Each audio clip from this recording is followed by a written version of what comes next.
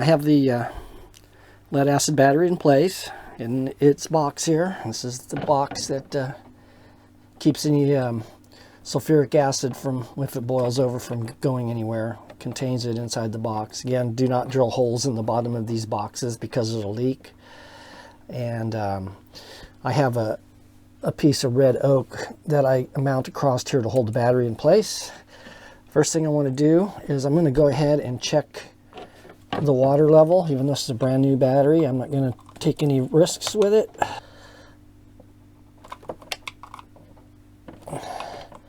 And it's probably a good idea to wear eye protection when you check the water. You don't want the stuff getting in your eye. Sulfuric acid in your face is not good.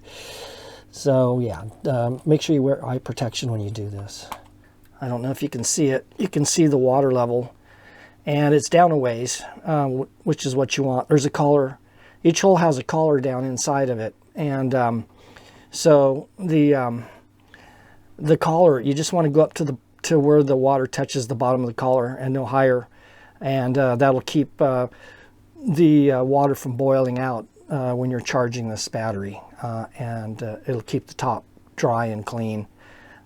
So that's the reason for that. So you never want to fill them all the way full, just up to where the water touches the collar. The collar goes down about, I don't know, 3/4 of an inch down. Okay, so the water looks good, and they all look the same. So I'm going to go ahead and put these caps back on.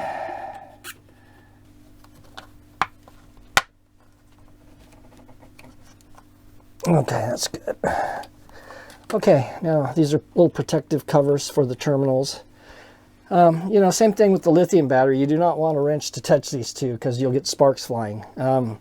It's not as bad as lithium. Lithium can, with the lithium batteries, you touch them across two terminals on a single cell, and the wrench will get so hot it'll literally melt the wrench in just a matter of seconds, really. I mean, probably less than a minute. So with lead acid, it's not so bad. So you'll just spark and probably cause a little damage to your wrench, cosmetic damage, nothing serious.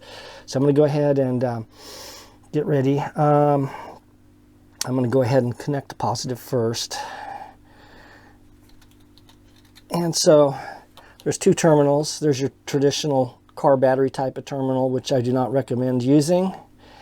And then it's got this bolt-on type of terminal, which is what you're going to want to use. Now, I think I had, yeah, I think what I need to do is I got two washers here, and I have to make this hole a little smaller because I'm going to put my charger on here too, and it'll be permanently attached. So I got my NOCO charger down in here. So this is my battery charger here, my NOCO. So red goes on the positive side, so I'm going to go ahead and put these on, and I'm going to go ahead now. The battery itself comes with two nuts, and that's it. But yeah, you do not want this battery to detach while the engine's running, because that'll destroy your alternator. It burns up the diodes inside your alternator, and you'll have to just throw your alternator away, and they're expensive. So I'm going to put a lock washer on, and I'm also using one of these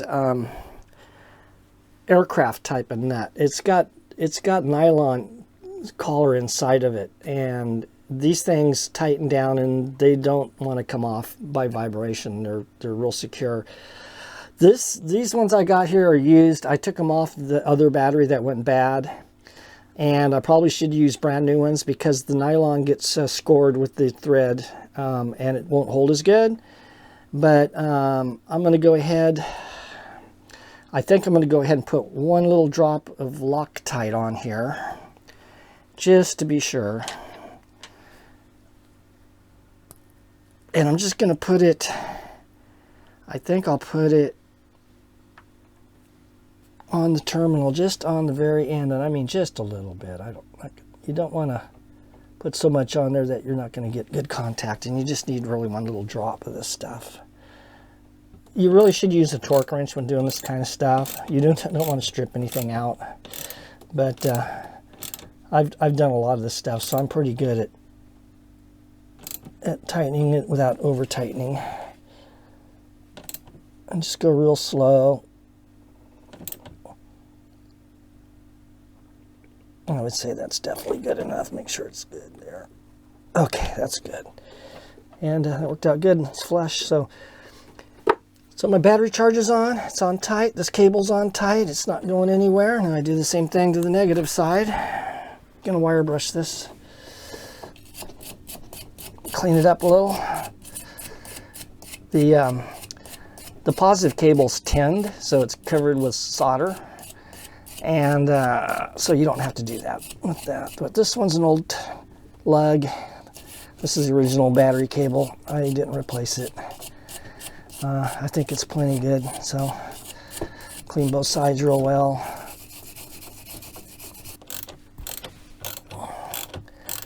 And again, be careful. You don't want to over tighten and strip it. You don't want to strip the threads out. Okay.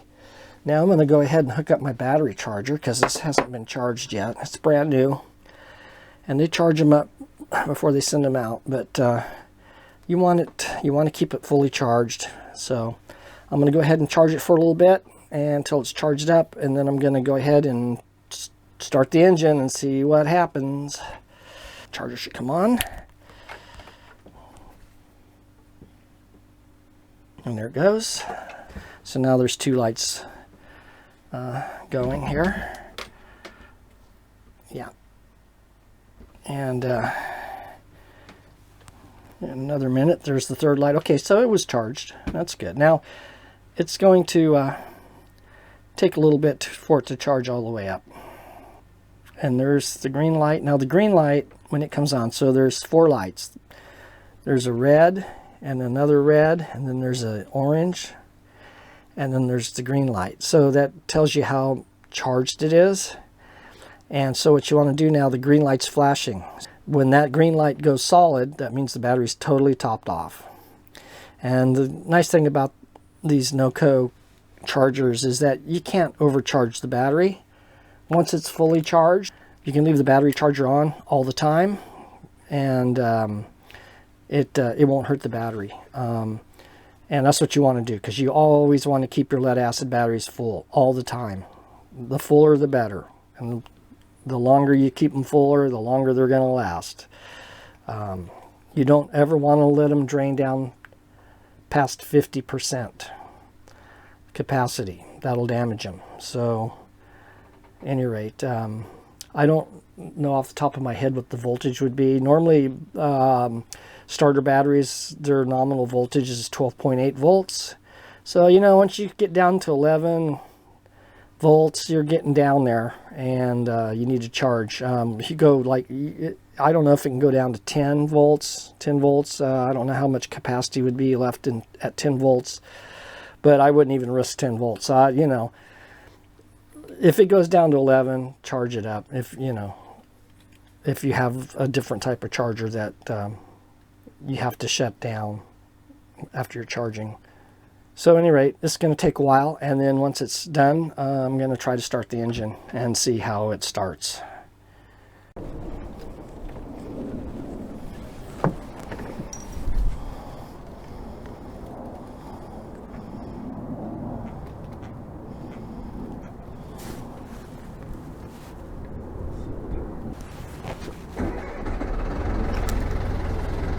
Started. Perfect. Okay. Good news. I got a new battery, and it's a good one. Started right up. Let's check, make sure water's coming out the exhaust.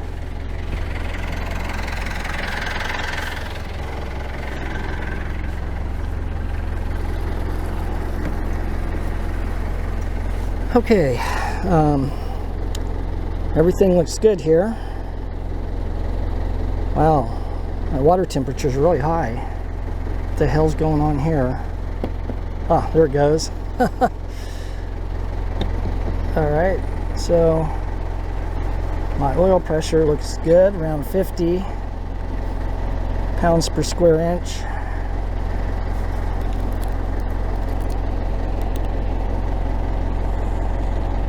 Yep. And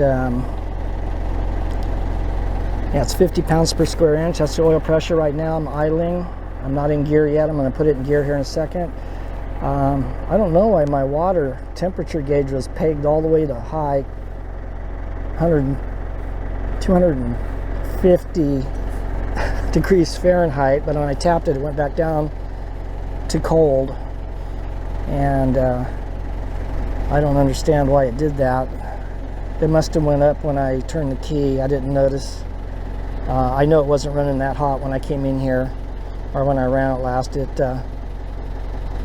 It runs about, I don't know, 160 degrees Fahrenheit is normal. Okay, I'm going to kick this into gear now, and I'm having a problem with my transmission. It grinds when I kick it into gear. I'm going to go ahead and kick it into gear and see if it grinds.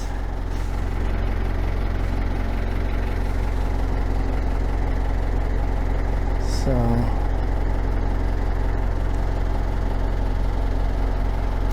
just let it warm up a little bit.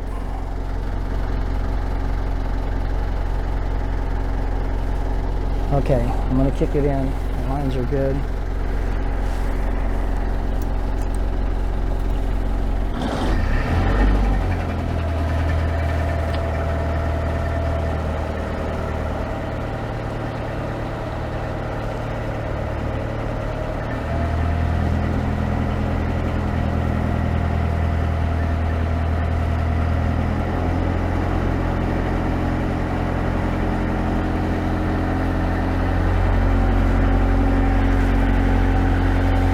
Had a little puff of smoke when I kicked it into gear. I don't know if you could hear it, but the transmission grinded a little bit. And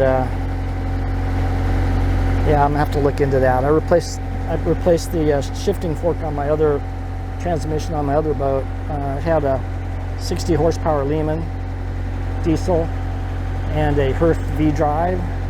So I had to take the transmission apart and replace the shifting fork. I don't know what's up with this one. It almost sounds like a bearing, but or it might be something with the shifting fork too. It grinds, and then if I cram it into gear fast, it doesn't grind as much. But if I go real slow, it'll just keep grinding.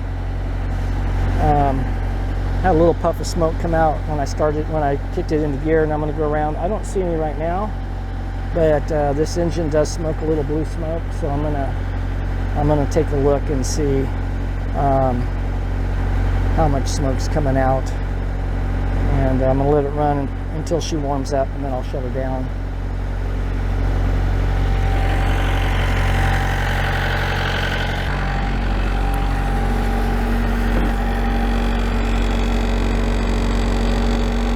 Okay, the water temperature's coming up, the oil pressure's good. I'm running about 1400 RPM right now, and I have it in gear, and I'm not really seeing any smoke at all, which is good. I'm going to go ahead and throttle it up and see if I get any smoke.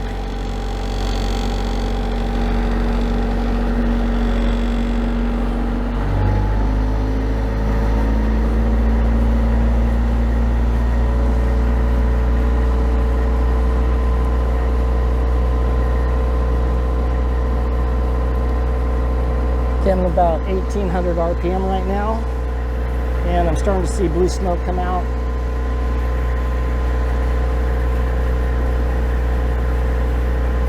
So she's smoking a little. Okay.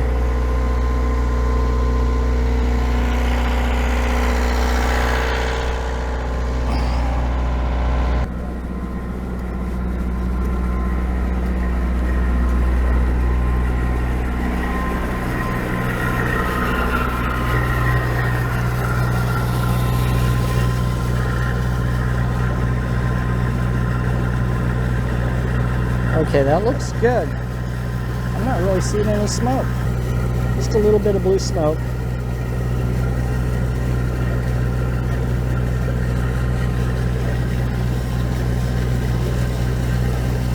You always want to run your diesel engine under load. You don't want to let it just idle. It's not good for the engine.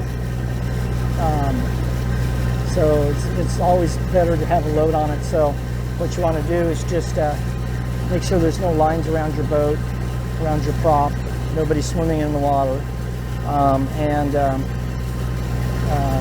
make sure that the dock lines are secure, and then kick it into gear and just let it run in gear, and it's something pretty good. Very little smoke at all. This is really good. I think it was smoking more before I left San Leandro. So that's good. Yeah, I'm real happy with that. So I'm going to throw it into reverse for a while.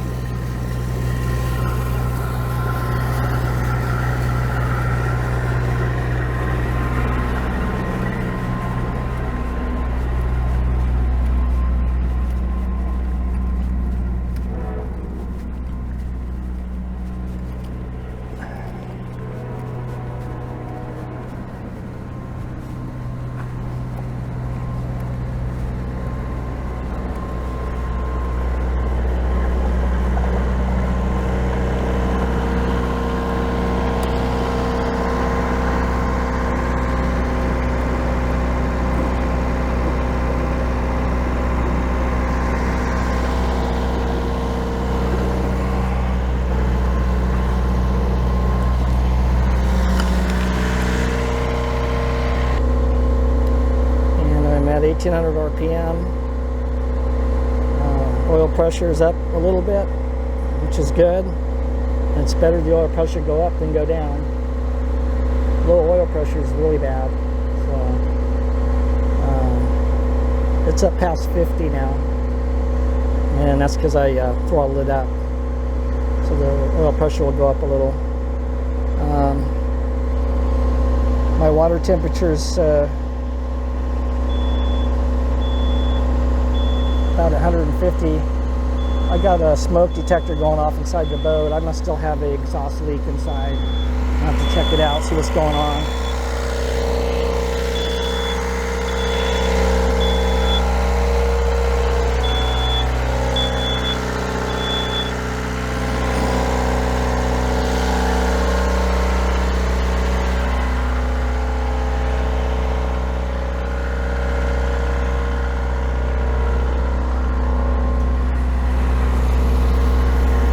This smoke detector I have here is really ultra sensitive, and it was going off inside the boat. So I did fix an exhaust leak, but it was still leaking real slight.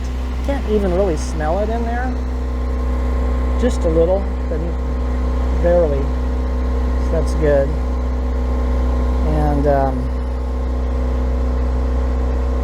I'm going to go ahead and kick it into reverse and see how the transmission sounds. So I'm about 55 on the oil pressure. I'm at 1800 RPMs, and I'm about 160 degrees on the water temperature, which is normal. Like most diesel engines on boats run around 160 degrees Fahrenheit.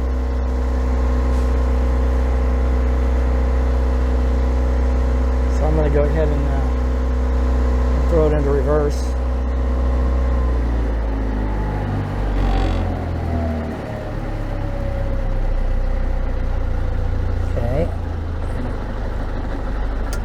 Okay, now it's in neutral. When it comes out of gear, it's fine. It doesn't grind. Let's see what happens when I go in reverse.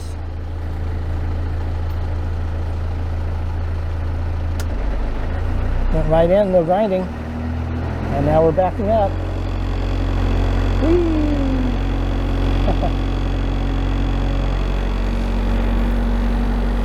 Okay.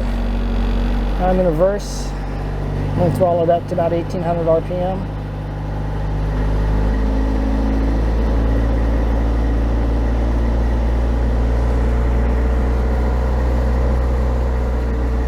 RPM, and maybe I'll blow some of the seagrass off the bottom of my boat. Now the thrust is going forward. I see some floating around. Sounds good. I'm not seeing any smoke. Go check the water again, see what I can see.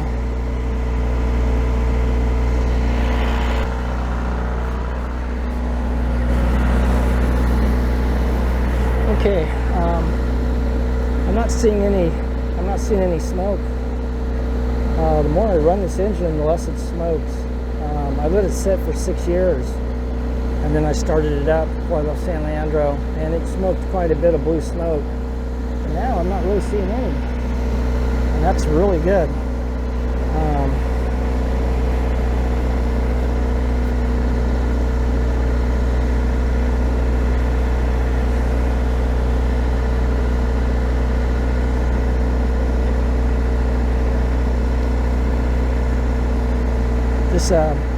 When I'm in reverse, this boat walks to starboard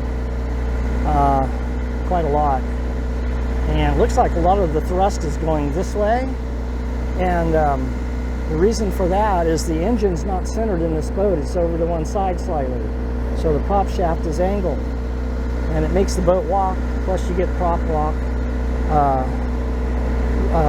naturally when the prop's spinning because of the density of the water. And but because the angle of the prop shaft, this boat really walks to starboard when I back up, which is kind of a problem. The marina I'm in now, the channel is that way, and when I back out, the back end wants to go this way, so it makes it difficult to back out. It's hard to back out even straight out. So probably the best thing for me to do is kind of push the boat sideways a little bit and slip before I back it out.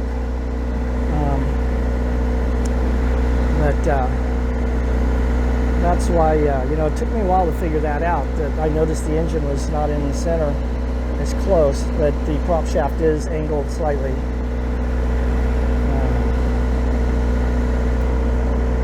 So it would have been nice if it countered the prop walk. If it was over to the other side, it would counter that prop walk a little bit, and it would go straight instead of walk. My oil pressure's up almost to 60 now. I'm at 1800 RPM. My water temperature's holding at 160 degrees Fahrenheit. So it's sounding good. I'm going to check the thrust again, and as I can see it, it's going over to this side, over to, I'm in reverse, so all the thrust is going over to the port side of the boat. When I walk in the front of the boat, I can see it. I don't hardly see anything on the starboard side, any thrust. So I'm going to walk up and check it again, and then I'm going to put it back into forward and see if the transmission grinds. I think once the transmission warms up, it doesn't grind. We'll see.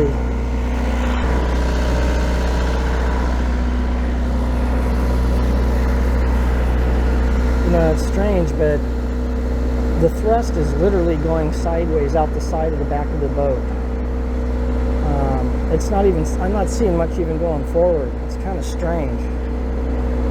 Seems like when I was in San Leandro, I was doing this, I could see it on both sides. The rudder's centered, I think. That's center. And I don't think it's going to make a whole lot of difference which way I go with it.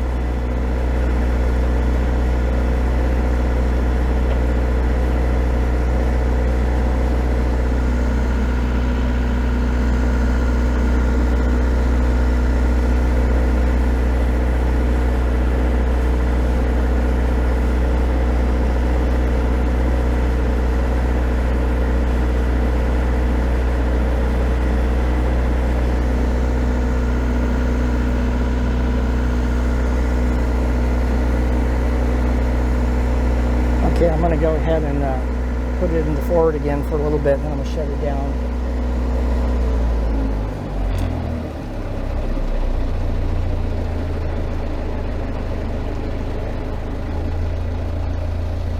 that's neutral.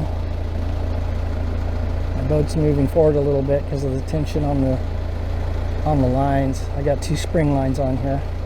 Okay, I'm going to go forward now, see if this grinds, see if the transmission grinds. I'm going to go kind of slow. Kicked right in, no grinding. Awesome. Okay, I'm going to throttle it up.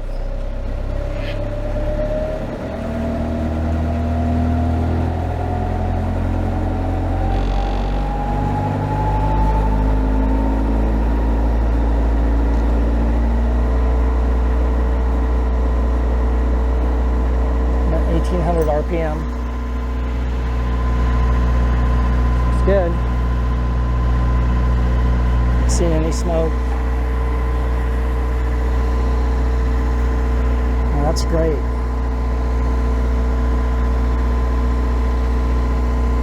So I'm gonna go ahead and check for smoke again and check the exhaust coming out the water, and I'm just gonna let it run for a couple more minutes. I'm gonna shut it down. I think I'll go ahead and put it back in reverse and then forward again a couple times to see if the transmission grinds at all. I don't think it will now. So same thing with my transmission. It seems like the more I run it, the more I use it, the less it's grinding when I shift. So that's a good sign. And one thing you don't want is your transmission to fail. It's just like your engine shutting off. It's not good, especially if you're moving the boat in and out of a slip and you're in the marina.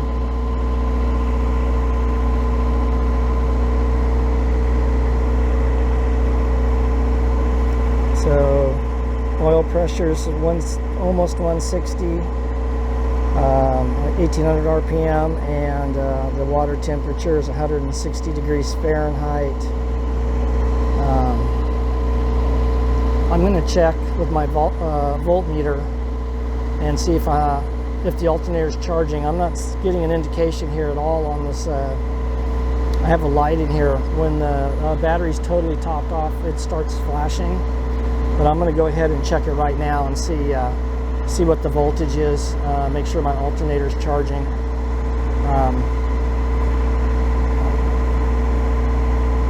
So I'm going to do that now.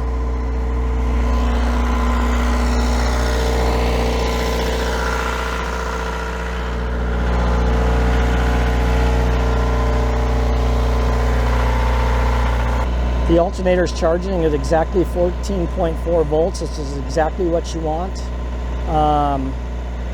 When I left San Leandro, it was jumping all around. I mean, it was up around 14.4, but it was jumping up to like 6 and down to 3, 2, and jumping back. It was really jumping around a lot. It was really strange, but now it's totally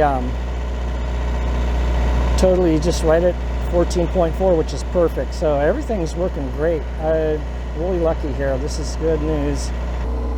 Oil pressure is at it's up to 60 now. I'm at 1800 RPM and the water temperature is holding at 160 degrees Fahrenheit. The alternator is charging at 14.4 volts, which is perfect. It's exactly what you want.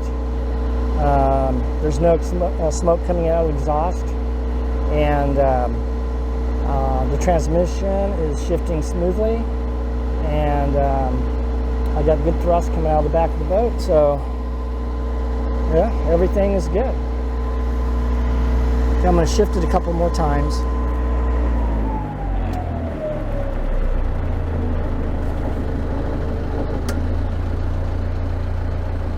I'm going to go real slow, see if it grinds.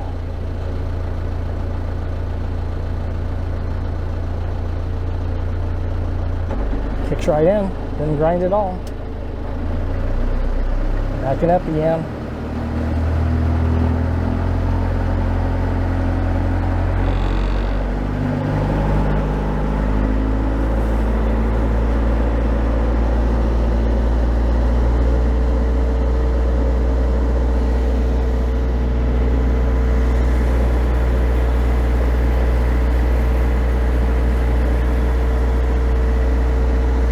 Okay, I'm going to go forward one more time.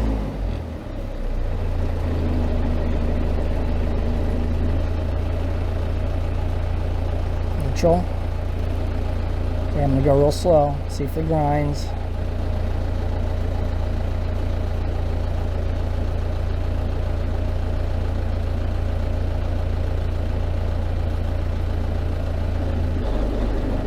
Went right in, didn't grind at all.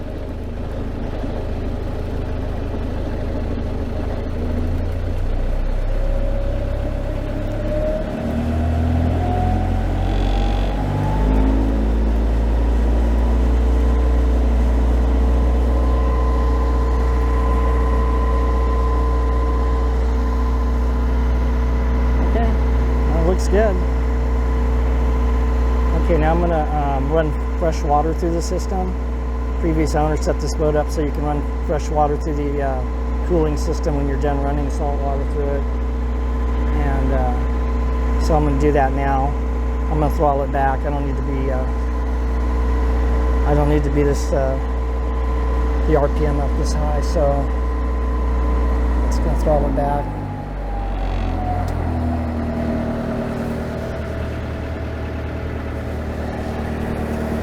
So the previous owner, he hooked this green garden hose up to the water inlet on the engine, so you can run fresh water through the system. So now I just took this to the garden hose that's at the dock box here out on the dock, and I turn it on real slow, and then I'll run fresh water through the system. This boat, the engine cooling heat exchangers, both the transmission and for the engine itself, doesn't have any zincs in it, and it wasn't even designed to have zincs in it, and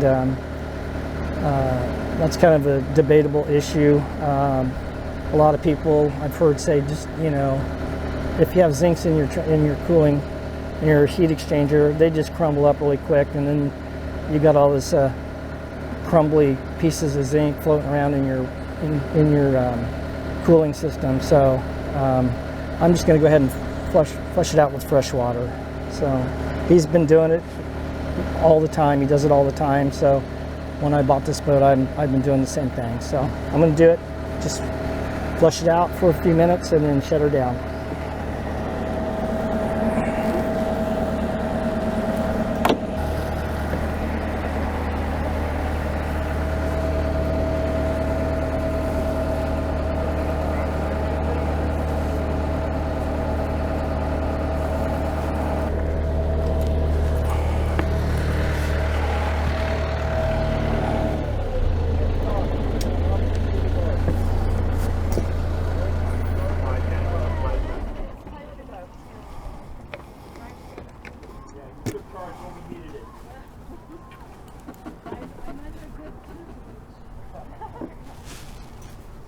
The engine started right up. The battery works great, the new battery.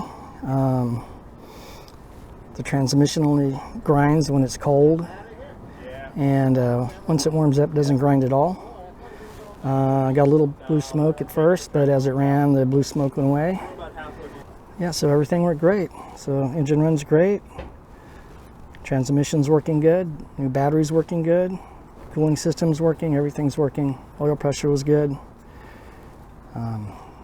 Yeah, everything's good.